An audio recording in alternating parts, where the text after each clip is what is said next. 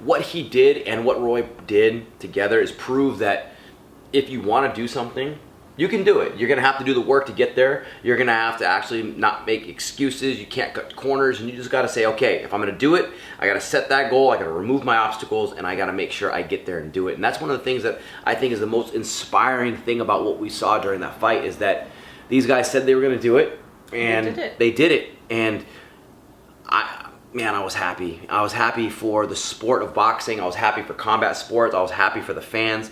And honestly, I was happy for Roy and Mike because it was so great to see Mike in there as somebody who could just be there to enjoy fighting.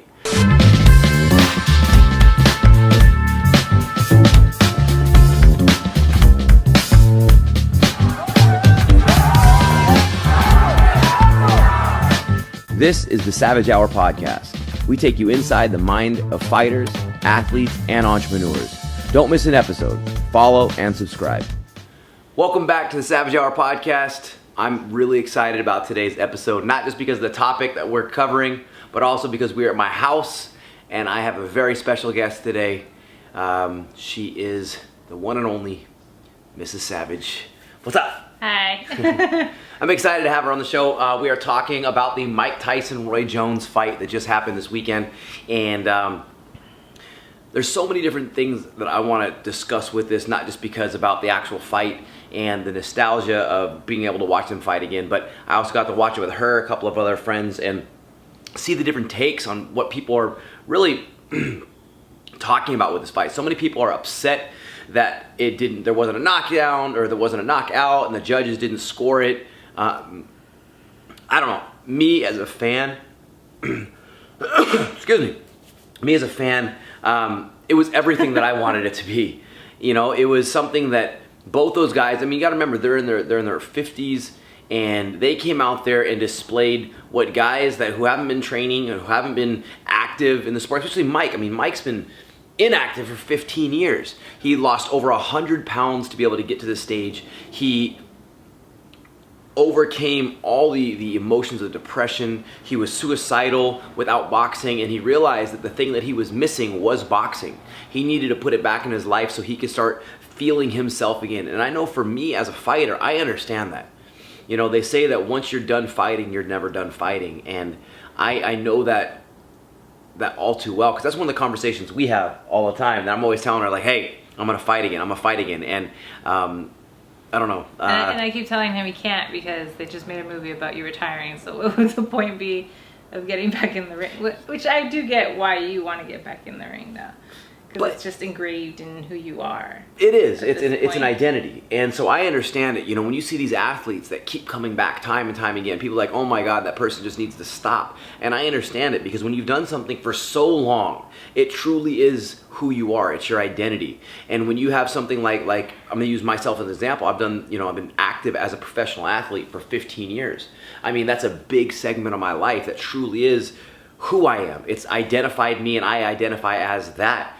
And without it, you're missing such a big part of you. And to watch these guys come back into the ring and put on the display that they did, yes, I get it. They're not 18-year-olds that are looking extremely fast, but they both looked like elements of themselves, and they took this thing serious. I mean, it was everything I wanted to. She was laughing the entire time because every single round, I was like a kid. I was laughing at him and his reaction to everything because it was just the pure excitement. It was just funny. Well, it wasn't funny. It was cute to see, and it was, it was genuine. He was like a kid in a candy store. Like, he was so excited for this fight, and I was like, what is happening? Because you've never been this excited about anything, I feel, that I've seen. I mean, okay, here's the thing. With Roy and Mike, these are two icons that I grew up watching. Like, I remember when Mike Tyson used to fight, we used to get people around, and it wasn't a matter of like, oh, I want to see a great fight. We would all watch Mike Tyson to watch him destroy somebody. And it was something that we haven't seen in any combat sports ever since Mike Tyson. And then you got the polar opposite of Roy Jones, who just made things look fun. The way he fought, the way he moved, it brought a whole nother element. Both of these guys are fighters that I not only looked up to, I grew up on, and when I decided I wanted to start fighting, they were instrumental in the elements that allowed me to say, hey, I want to be like those guys. I want to punch like Mike Tyson. I want to move like Roy Jones.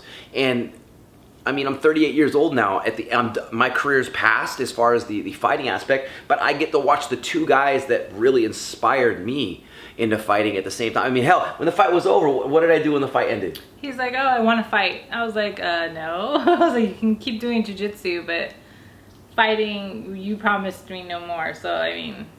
And I understand the fighting aspect of it is always going to be there. I know, and she's probably I know he's always going to want to fight, and I'm always going to have to say no. But I mean, if he were to really, really want to get in there, like, obviously I can't stop you. Like, I'm not going to stop you from doing it. But my selfish reason for having you not do it, or try to influence you not to get back in there, is because I saw and I see what you go through physically, like, and even before or after the fight, like, you're still suffering from that. And I don't want the next fight to be the one to cause an injury that you can't come back from, and then you're left miserable and regretting the fact that you got back in the ring when you didn't have to.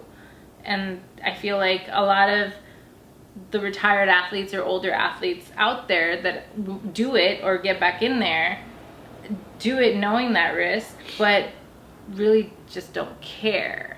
And I think the reason why it's not that they don't care, it's that is who you are, and there's such an element of you that's missing without it. And even for me, I know that the next fight, training for that one, might be what causes it, or it's even the training just helping the other guys fight, you know. But what was so inspiring is watching guys like Mike and Roy go into that ring, and you got a guy like Mike Tyson, like I said, lost 100 pounds to be even able to be there. He lost the desire to fight, found the desire to fight, lost the weight, and he went in there and he looked like he almost didn't even miss a beat. Yeah, he looked like, even before dating you, like, I wasn't huge into the fighting world. I've never been a boxing fan, never really looked at MMA and sat down to actually watch it before you. I was like, I had the idea and knew a little bit of what it was, and I just thought, okay, who would want to fucking get in a cage and just beat the shit out of each other? Like, is it like boxing but with the different gloves? Like, it's more dangerous. Like, I didn't think of it as a mixed martial arts, and then until I met you, I saw the other side, or the real side of what it is. And I think with Mike, it's like, I've always known who he was, just like everybody knows who Muhammad Ali is, who George Foreman is, who even Mayweather, like, everybody knows these people because of their level of athlete and competition. And like, I'd say it's even bigger than the athlete and competition. It's the iconic image that they ended up representing because of what they've done. Through what they do. Correct. Though. And that's their athleticism and the desire to win, and like their hunger in the sport. And like, Mike was one of the names that always stood out to me for boxing. To me, that's who boxing was, because that's who I grew up with. And I just remember he's the guy who bit that guy's ear off. Like, who wants to fight that guy, you know? And seeing him in that ring was a little bit nostalgic for me as well, because it's like, whoa, he's fighting again. Like, this guy that, you know, I thought retired when I was, I don't even know, 15 years ago? Like, I was 13 or so, I don't even know. See, it was like, I can't do math apparently. I was 15 when he retired. But like, it's just it was an interesting fight. Like, I honestly thought, from my point of view, he won. And I think a lot of people are pissed off that nobody gave him the win in that. Clearly, I think it was one of those situations where, yes, if you watch it, you can say Mike won that fight, right? Yeah. But the people that really won were the fans. And this is one of those occasions where you can rarely say that. You know, there's been other fights in the past where you go, oh my God, it's for a nostalgia fight. And you're like, yeah, they probably shouldn't have fought. But you also have to think about it this way. A lot of the people who watch the fight don't know who Roy Jones is. A lot of them don't. A lot of people he's older than I am, so this is why it's gonna sound weird. People my age, because I'm 30, so, you know, people my age know Mike. Everybody knows Mike. Unless they were like avid boxing watchers, you don't know who Roy Jones was. So for them to watch Mike beat this guy and then not get the win. That's where that kind of like, oh, what the, like, why didn't he get the win? And this guy, they're not on the same level, which is funny because Roy is actually an iconic fighter in the boxing world. I mean, he's one of the greatest of all time. I'm sure. And that's what's interesting hearing you say that, because like for me, I'm like, how can you not know who Roy Jones Jr. is? But you got 8 years on me, so you... Oh, stop it. Oh, stop it. No, but it was one of those things that, like, for me, I got to watch my childhood happen out right in front of me. That's where a lot of people, like, your age, understand what this fight meant and what it was. And, like, I wouldn't understand it had you not explained it to me the way you did. And, again, the younger generation's not going to know what this fight really was. That's what's kind of unfortunate, people are so obsessed with social media and all this information that's out there. Yeah. But when something like this happens, people still aren't aware of these iconic figures. And when it's out there and happening, I mean, I was happy from the first round to the last round, and the fact that it was modified rules. I mean, I was ecstatic, not only because I'm watching it. That's also what pissed off people, like the fact that they were modified rules. Like, these are the best of the best. These are legends that are going to get in there and fight each other, and then they have modified rules, and then it really didn't go to the pace that people probably thought it was. But what's funny about that is I thought I was going to be upset about that as well. But then when I was in the element watching it, I was just so happy to be there watching it. I mean, not just because it's for me, I'm talking about for you, for everybody that got to watch Mike Tyson again fight. And he got to fight Roy Jones Jr. And to me, yes, Roy probably could have done more, but you're in there with Mike Tyson. I mean, and Mike Tyson that didn't look like a Mike Tyson that shouldn't have been in there. He looked like a Mike Tyson that trained his ass off, that was ready to fight. And like Roy said in the post-fight interview, he said everything hurt. I mean, you're in there with Mike Tyson. He looked like he was hurting after the second round, though, because he was just... His whole strategy was just tire him out by holding on to him the whole time, and it looked like he was just trying to dance. Like, but that's what Roy does. Roy dances, he moves, no, I and don't he mean tires like dance people out. like this. I mean like slow-mo dance at prom situation. That was what was pissing me off, because I'm like, dude, you're in there with Tyson. Yes. But I do get that he did not want to get hit. You got to think about what you just said. I know. You're in there with Mike Tyson. He did not want to get hit, and you could tell. And it's like, okay, but if you go in there, you have to have a different strategy. But then again, I'm not a boxer. I'm not an athlete. I've never fought in that arena. Mike Tyson said the greatest quote of all time, and everybody remembers this.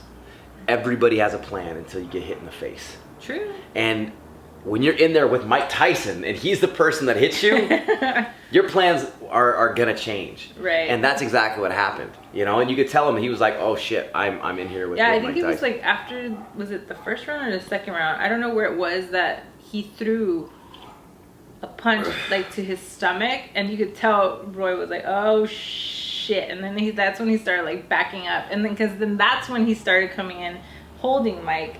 And the thing I think that also annoyed me was the fact that the ref wasn't really stopping that. Yeah, I was a little upset with that. He was letting him hold him for a while, and then say, okay, separate. Like, no, bro, get in there and stop that. Get the fight going. But again, I don't know. I'm not in there. That's what they're supposed to do. But you got to remember, we're looking at guys in their 50s, and they're looking out for the safety of the fighter. So it's not like if this was a on paper sanctioned fight, they would have separated them more. But because they're really concerned about making sure there's no injuries, there was no cuts, they weren't in any rush to separate them like you would see in a normal fight.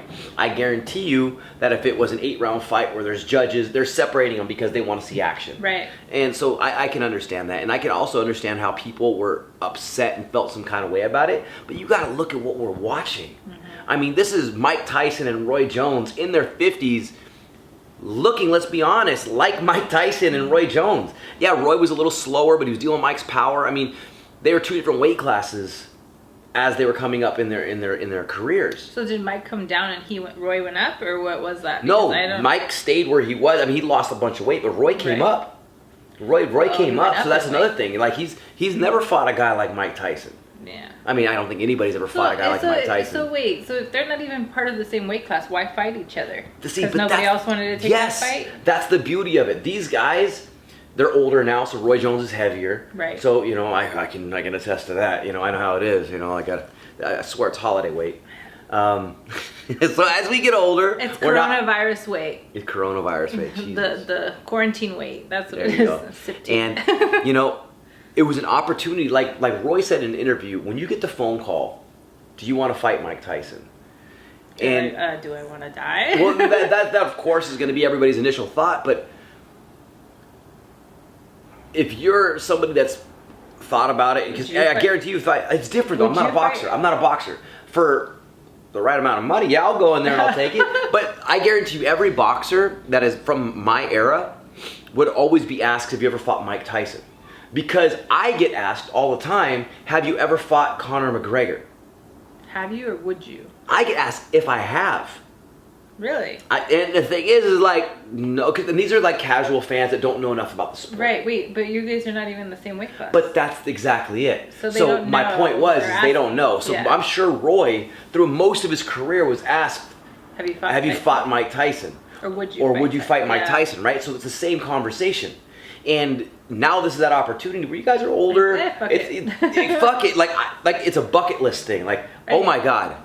I get to add one more notch to my hat of all the amazing things I've done in my incredible career. But I think that people thought maybe Roy took this for the money. Like, that he's out of money now, and he's, you know... What people don't know about Roy, he's actually a payday. very successful trainer now. He has a lot of people that he trains with. He has guys that he's working with. He's got other businesses. And Roy... But listen, don't get he's me not wrong. making that money that he was Oh, making correct. back when he Yeah, was for actually sure. fighting. And I'm sure there was an element of him taking a fat payday. Oh, for sure. To get punched by Tyson, you have to... I think it was like $1 million I saw or something I think like I saw that too, yeah. I was like, Jesus. But I know Mike had said, I don't know if he actually did, that he was going to donate all of it or a big portion of it to charity. See, so that's exactly it. But I didn't hear that about Roy. So that's right. But then again, either way, if you're going to put yourself in there, you get to do what you got to do with your money. That's it. And listen, you're going to go out there, win or lose. You're going to be able to do this iconic thing that nobody else can take away from you for the rest of your Right. life. You've won world championships in in multiple weight classes, and now you not only got to get in the ring with Tyson, you did it as a charity event. Yeah. When both of you were retired, you came back and put on, in my opinion, a fantastic display of what it means to just overcome adversity and get in there and just do it because you said you wanted to do it. Right. So how long did they have to prepare for this? Because I don't remember when it was first initially set, but there was one date that got pushed back because of COVID. I thought it was this date that it got pushed back to January, and then it got pushed back. Oh, was that what it was? That's what I thought. It might have been. Maybe this was the original date, because I know they wanted to have a big audience. In fact, they were saying that before the fight even happened, it was already the largest combat sport pay-per-view purchase of all time before it even happened. So you're talking about all these record-breaking events that other fighters have done, Mayweather, McGregor, and before this fight even happened, the magnitude of these two people, not even sold out because it's streaming, but they had already broken all the records. Two 50-year-old men in their 50s. But who are these 50-year-old men? You have to think about that. If they're coming out of retirement, like Tyson, Tyson pulled that. I know this doesn't mean much to you because you weren't following back then, but there was a big fight that happened several years back, or maybe it was a couple years back, that it was a comeback fight of legends, and it was Tito Ortiz versus Chuck Liddell. And they came back and they fought for an event. And here's the thing, I remember, I was so excited for it for the same reason, and I was like, this has a very good chance. Oh yeah, Chuck looked horrible. He fucking looked like he was dying, and then he got knocked out. But here's the thing. See, I know that. I remember when it first started, I was so happy because it brought me back to the early UFC days where I was so excited. But right when the fight started, you're like, what the you hell noticed instantly the times have changed. This was not the fight. This was two old men that should not be in there fighting. It's like, you took my parking garage. That's what, and it was like, oh no. And I know that was on everybody's mind when this was announced. Like, see, that's the I thing. don't want it to be this. That's I think the fear maybe for a lot of athletes who retire and then go back in there who probably shouldn't be in there. It's like, I don't want to be seen as this guy who shouldn't be in there. And that's it. Maybe that's what people wanted to see. Maybe Tyson shouldn't be in there.